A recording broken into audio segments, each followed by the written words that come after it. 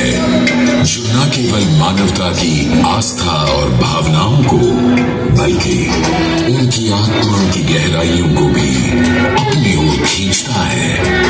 महाकुंभ क्या है वह शक्ति जो हम सबको एक सूत्र में बांधती है? गंगा।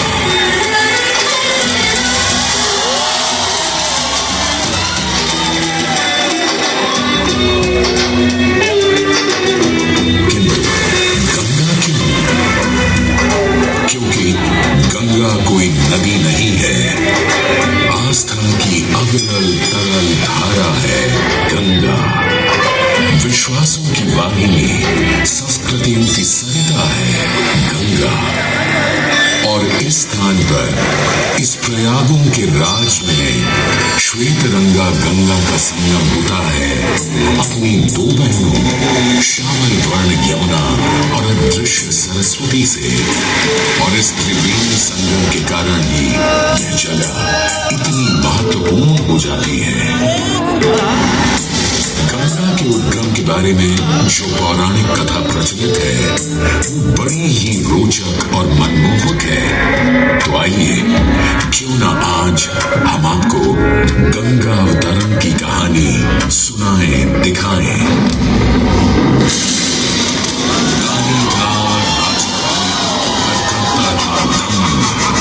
पूरी पृथ्वी पर फैला था उसका ही आतंक। उसके आतंक को रोकने विष्णु ने धरा एक रूप, 52 अंगुल का बौना बनकर पहुंचे जहां था भूत।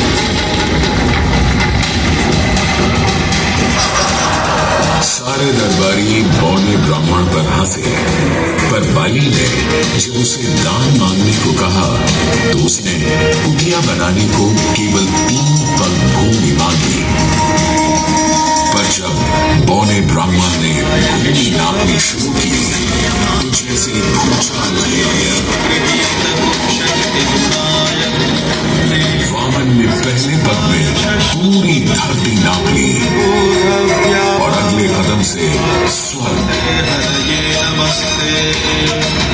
ब्रह्मा जी ने भगवान विष्णु के चरण धोकर उस जल को अपनी कमंडल में भर लिया। और अब वामन अवतार ने अपना तीसरा पग बलि के सिर पर रख उसे पाताल लोक भेज मुक्ति दे दी।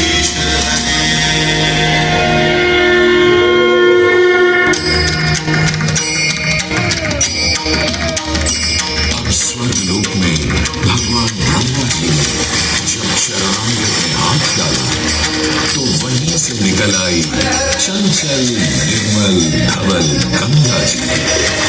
पवित्र किंतु चंचला, आज से तू मेरी पुत्री और नाम तेरा गंगा।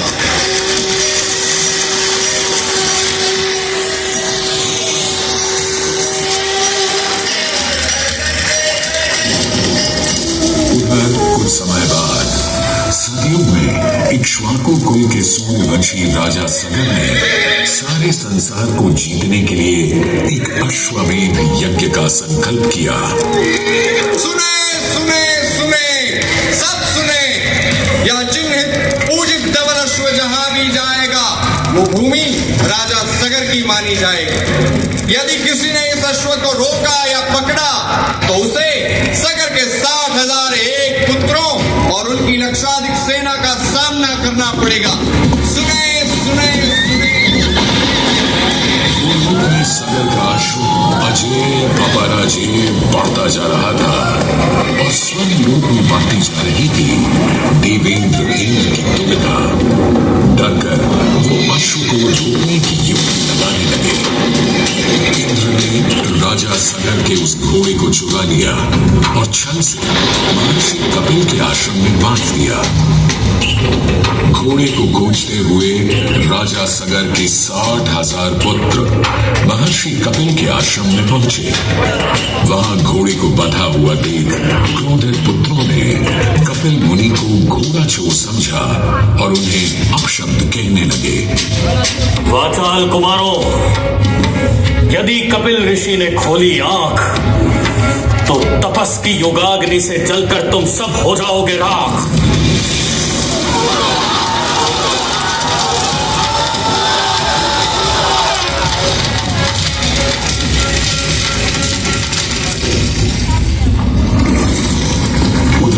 सगर थे चिंतित, न अश्व का पता था, न पुत्रों का कोई समाचार।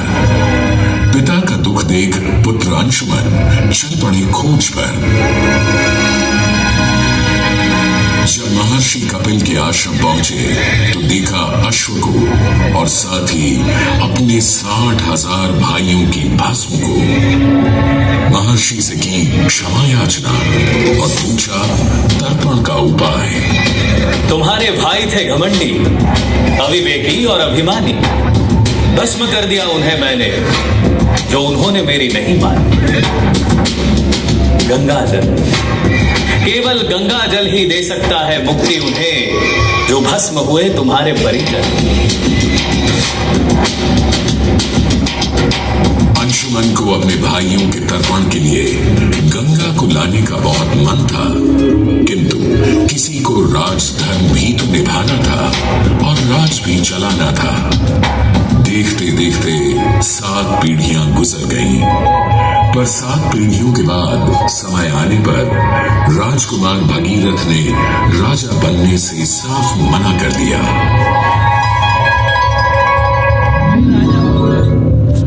क्षमा कीजिए, क्या ये आवश्यक है कि राजा का बेटा ही राजा बने? मैं पहले तपस्या करूं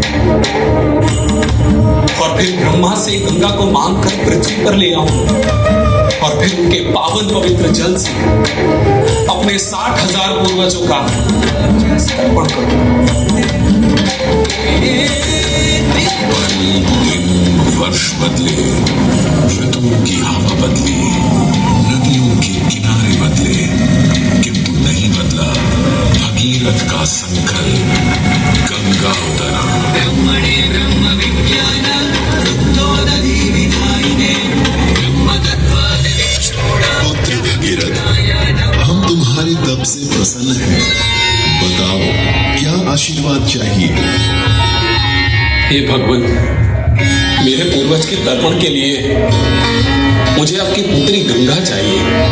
तथास्तु, किंतु यदि गंगा स्वर्ग से सीधे धरती पर गिरी तो पृथ्वी को चीरते हुए गंगा सीधे पाताल में पहुंच जाएगी। इसलिए तुम भगवान शिव शंकर को मनाओ ताकि गंगा जब स्वर्ग से नीचे उतरे तो वो उसे अपनी जटा में थाम ले।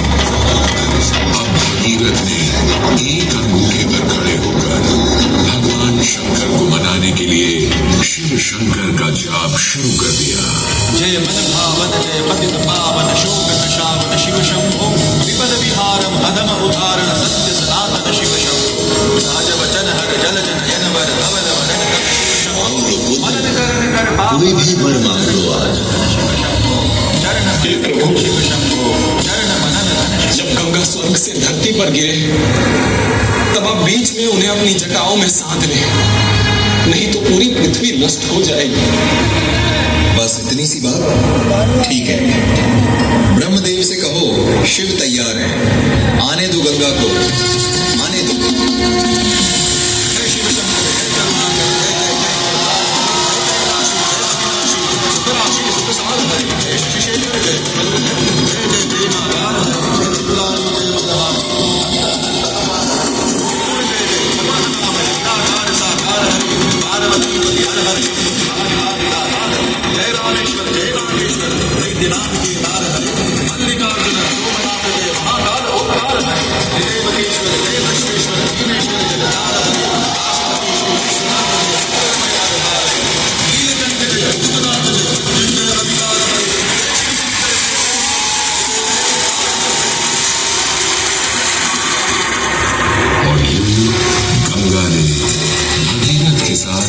सागर जाकर सगर के पुत्रों का उद्धार किया।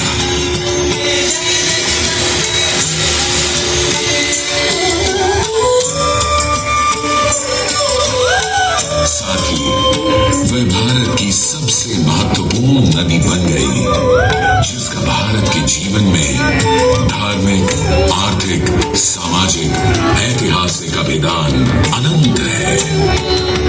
हे मां गंगे, हे जगदम्बे, हे मां गंगे।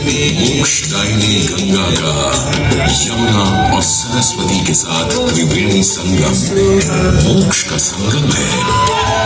प्रत्येक 12 वर्षों में यह महाकुंभ का स्नान करता